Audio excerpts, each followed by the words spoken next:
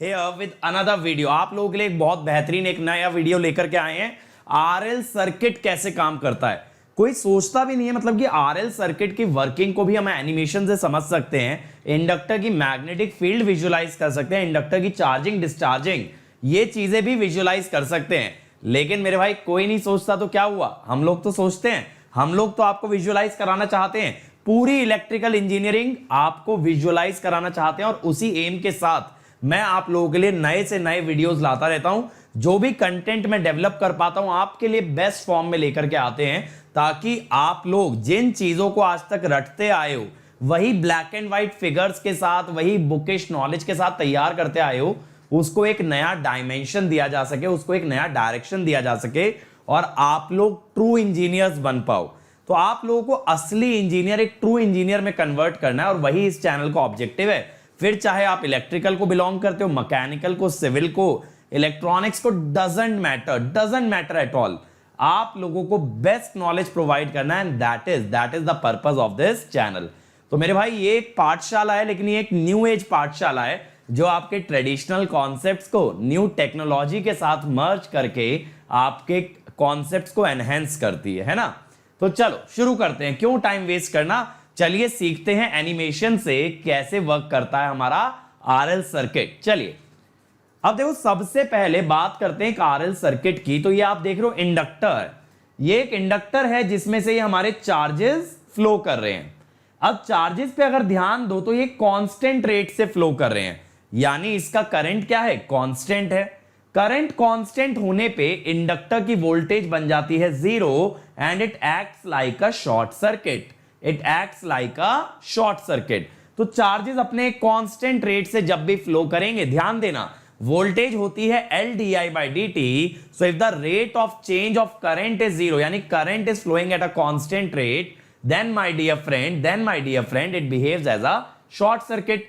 अब अगर आप यहां से ओपन कर देते हो तो ये इंडक्टर जो एनर्जी स्टोर करता है ये सप्लाई करनी चालू कर देता है। जो एनर्जी स्टोर्ड है इट स्टार्ट्स टू सप्लाई।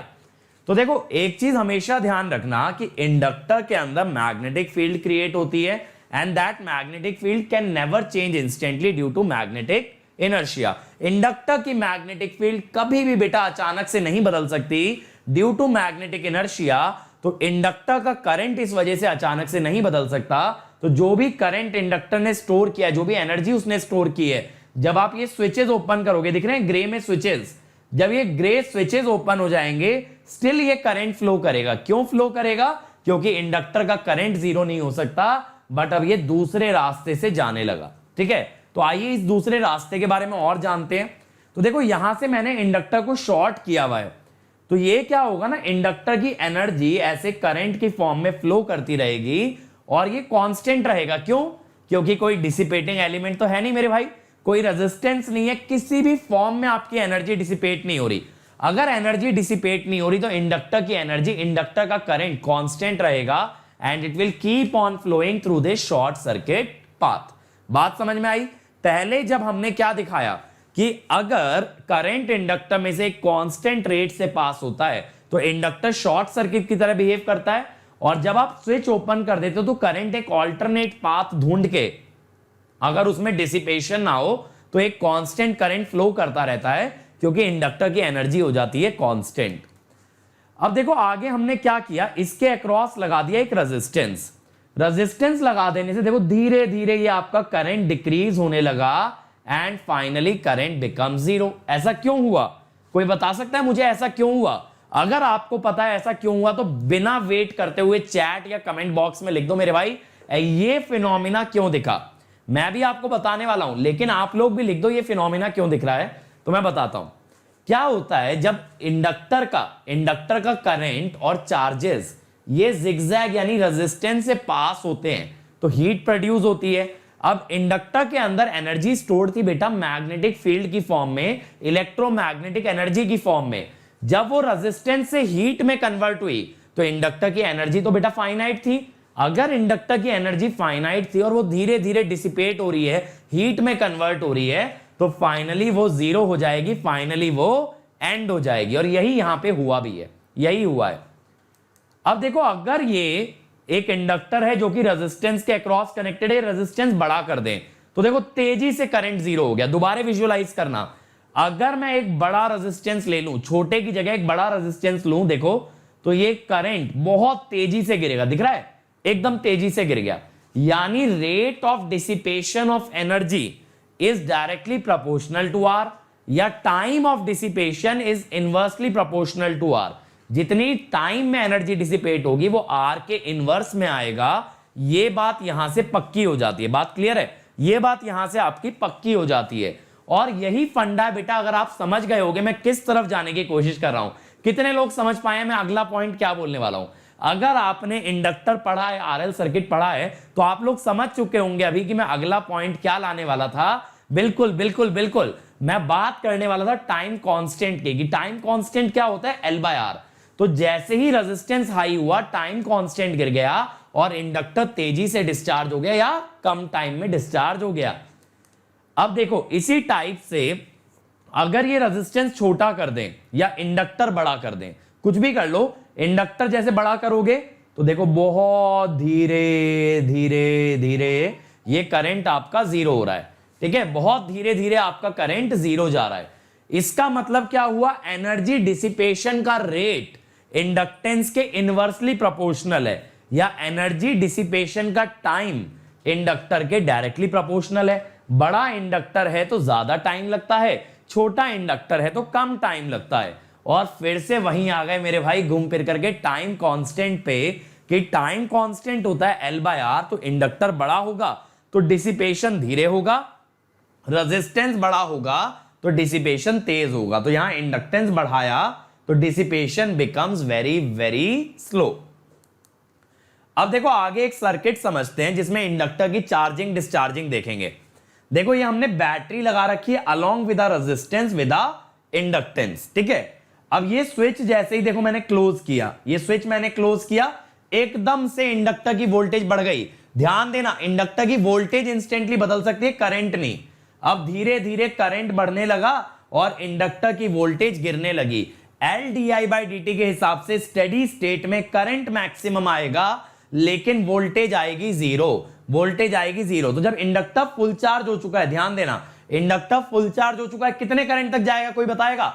जल्दी जल्दी जल्दी बता दो चैट के अंदर, कमेंट के अंदर, कितना करंट होगा स्टेडी स्टेट में। मेरे भाई यहां नेटवर्क का कॉन्सेप्ट आ चुका है, ये नेटवर्क का कॉन्सेप्ट आ चुका है जो ट्रांजिएंट के अंदर पढ़ते हो। जल्दी से बताओ इंडक्टर का स्टेडी स्टेट करंट कितना होगा? जी हां बिल्कुल, E by R, E by R.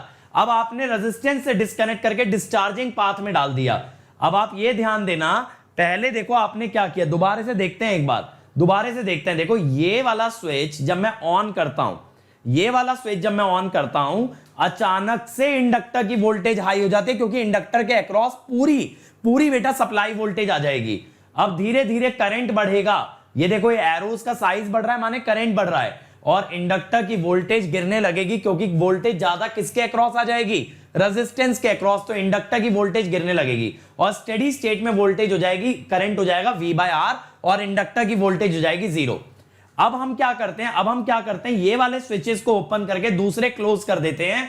अब देखो जब ये स्विचेस को ओपन किया और अगले वाले क्लोज किए, लेकिन ये प्रोसेस साइमल्टेनियस करना पड़ेगा क्योंकि इंडक्टर के करंट को एक सेकंड के लिए भी जीरो नहीं कर सकते, एक सेकंड के लिए भी जीरो नहीं कर सकते। तो देखो ये स्विच ओपन किए, ये वाले स्विच हमने कर दिए क्लोज। अब अचानक से रेजिस्टेंस की वोल्टेज बढ़ गई क्योंकि इंडक्टर उसके अक्रॉस कनेक्ट हो गया है। अब ये जैसे जैसे करंट फ्लो करेगा, एनर्जी डिसिपेट होगी, तो ये करंट कम होता जाएगा, वोल्टेज गिरती जाएगी क्योंकि वोल्टेज IR है। अगर हीट डिसिपेशन से करंट कम होगा तो ये वोल्टेज भी मेरे भाई कम होने लगेगी and this resistance will start to come down. तो ये रेजिस्टेंस हाई क्यों हुआ, ये वोल्टेज हाई क्यों हुई? क्योंकि मान लो इसमें करंट था 10 एम्पियर, 10 इंटू आर बन जाएगी वोल्टेज, 10 इंटू आर क्या बन जाएगी? वोल्टेज। बात समझ में आ रही है? 10 इंटू आर वोल्टेज बन जाएगी, तो एकदम से वोल्टेज राइज हो जाती है। लेकिन अब हीट डिसिपेशन में जब करंट कम होता है तो वोल्टेज भी ग्रेजुअली कम होना स्टार्ट हो जाती है। दोबारा देखना, ये आई करंट है, जैसे इस रास्ते से गया तो IR अमाउंट से वोल्टेज बढ़ गई। अब ये धीरे धीरे इंडक्टर जब डिस्चार्ज होगा, करंट डिसिपेट होगा, तो ये रेजिस्टेंस नीचे आने लगेगा, वोल्टेज गिरने लगेगी। ठीक है, अब एक और तरीके से समझ सकते हैं, देखो बैटरी एक पंप का काम करती है जो चार्जेस को पंप करती है। स्विच क्लोज किया, देखो धीरे धीरे इंडक्टर के अंदर मैग्नेटिक फील्ड बनने लगी। जब मैग्नेटिक फील्ड मैक्सिमम हो गई यानी इंडक्टर सैचुरेट हो गया तो इंडक्टर का वोल्टेज 0 हो गया, ये बल्ब हो गया बंद, ये बल्ब हो गया बंद। दोबारा से एक बार मैं आपको विजुअलाइज कराता हूं बेटा, दोबारा से देखो। सबसे पहले ये स्विच हम लोग क्लोज करेंगे, ये स्विच क्लोज करूंगा, देखो क्या हुआ, बल्ब भी जल रहा है, इंडक्टर चार्ज हो रहा है, मैग्नेटिक फील्ड मैक्सिमम हो गई। अब आप जब जब स्विच ओपन करोगे तो इंडक्टर डिस्चार्ज होगा बल्ब से और बल्ब फिर लाइट अप होगा। देखो पहले इंडक्टर का करंट भी जा रहा है और बल्ब का भी, इंडक्टर चार्ज हो गया, बल्ब ऑफ हो गया। अब ये स्विच जब आप ओपन करोगे, ये स्विच जब आप ओपन करोगे तो ये इंडक्टर डिस्चार्ज होगा ये बल्ब से और बल्ब वापस से ग्लो हो गया और धीरे धीरे इसकी मैग्नेटिक फील्ड कोलैप्स कर जाएगी, धीरे धीरे इसकी मैग्नेटिक फील्ड आपकी कोलैप्स कर जाएगी, इंडक्टर पूरी तरीके से डिस्चार्ज हो जाएगा। ठीक है, इंडक्टर पूरी तरीके से डिस्चार्ज हो जाएगा और जब जब इंडक्टर चार्ज होगा तो उसके अंदर एक बैक ईएमएफ बनेगा, एक इंड्यूस्ड ईएमएफ बनेगा, जो मैं यहां पे आपको दिखा रहा हूं, अपोजिंग फोर्स। अपोजिंग फोर्स, क्योंकि आपको पता है लेंज लॉ क्या कहता है, induced EMF opposes the cause of induction. तो इसके अंदर जो भी ईएमएफ इंड्यूस होगा वो वोल्टेज को अपोज करने वाला है मेरे भाई, वो वोल्टेज को अपोज करने वाला है। ठीक है, अब ये वाला पार्ट आप देखो, ये वाला पार्ट आप देखो कि यहां पे भी हमने सेम तरह का सेटअप किया है, बैटरी है, एक इंडक्टर है और एक बल्ब है। अब जब आपने स्विच ऑन किया, ये चार्जेस आना शुरू हुए इंडक्टर के अंदर। अभी मान लो बल्ब डिस्कनेक्टेड है, ये चार्ज जब आ रहे हैं तो देखो मैग्नेटिक फील्ड बन रही है, ये मैग्नेटिक फील्ड ऐसे बन रही है। ठीक है, इंडक्टर के अंदर आएंगे ना तो इंडक्टर भी मैग्नेटिक फील्ड बनानी स्टार्ट कर देगा। ध्यान से देखना, अब धीरे धीरे इंडक्टर के अंदर ये दिखने लगी ब्लू वाली मैग्नेटिक फील्ड। देखो इस टाइप से इंडक्टर मैग्नेटिक फील्ड फॉर्म करता है और ये मैग्नेटिक फील्ड अचानक से नहीं बदल सकती, इसीलिए कहते हैं इंडक्टर का करंट सडनली चेंज नहीं होगा। अगर आप ये ओपन कर दोगे तो आपके चार्जेस का फ्लो रुक जाएगा, लेकिन ऐसे सडनली जीरो नहीं कर सकते। तो एक्चुअल में देखो क्या होता है, अगर बल्ब भी कनेक्टेड है, अगर बल्ब भी कनेक्टेड है तो क्या होगा, जैसे ही आप ये स्विच ऑन करोगे, जैसे ही ये स्विच ऑन करोगे, चार्जेस दो हिस्सों में डिवाइड होंगे। देखो आ गए चार्जेस, कुछ चार्ज इंडक्टर में जाएंगे, कुछ बल्ब में जाएंगे, जिससे बल्ब ग्लो करेगा। ये चार्ज आ रहे हैं, ये दो पार्ट्स में डिवाइड हो गए। अब देखो आपका बल्ब भी ग्लो करेगा और इंडक्टर की मैग्नेटिक फील्ड भी बनेगी। ठीक है, लेकिन क्या होगा मेरे भाई, धीरे धीरे जब इंडक्टर सैचुरेट करेगा, इंडक्टर की वोल्टेज हो जाएगी 0, इंडक्टर ना के बराबर रेजिस्टेंस प्रोवाइड करेगा, जिससे बल्ब हो जाएगा शॉर्ट सर्किट और इवेंचुअली आपका बल्ब हो जाता है ऑफ, बल्ब हो जाता है ऑफ। तो देखो ये इंडक्टर ने मैग्नेटिक फील्ड बना दी, जैसे ही ये मैग्नेटिक फील्ड मैक्सिमम हो जाएगी, चार्जेस जाना बंद कर देंगे रेजिस्टेंस में या बल्ब में और आपका बल्ब ग्रेजुअली हो जाएगा ऑफ। अभी तो दोनों जगह जा रहे हैं चार्जेस, बट ग्रेजुअली बल्ब में जाना बंद कर देते हैं जब ये इंडक्टर कर जाता है हमारा सैचुरेट। जब ये इंडक्टर क्या कर जाता है, सैचुरेट। बात समझ में आ गई, यानी इंडक्टर जब फुली चार्ज हो जाता है तो inductor offers a path of zero resistance and gradually the charges will not go into the bulb and the entire current will flow through the inductor।